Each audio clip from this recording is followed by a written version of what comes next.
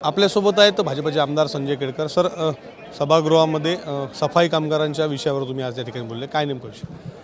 खरं म्हणजे महाराष्ट्रामध्ये फार मोठ्या प्रमाणामध्ये लाखोने सफाई कामगार आहेत। त्यांच्या वारसा हक्काचा जो प्रश्न आहे हा अत्यंत गंभीरपणे आणि फार प्रलंबित आहे।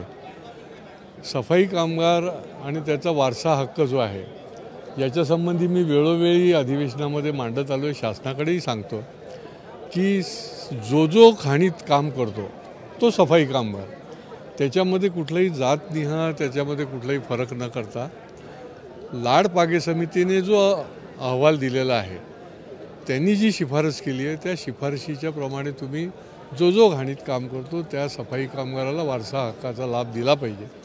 पण अजून सरसकट सर्वांना मिळत नाही आहे आणि त्याच्यामुळे ही एक वेदना आहे सफाई कामगारांची।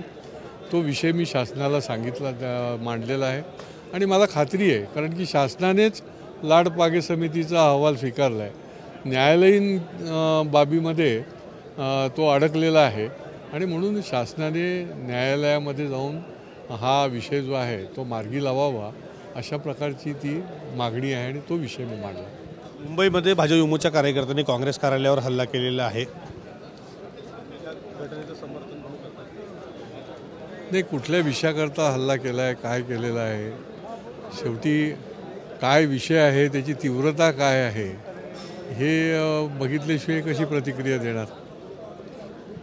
हे होते आमदार संजय केळकर। कॅमेरामॅन विशालसह विवेक गावंडे, TV9 मराठी, नागपूर।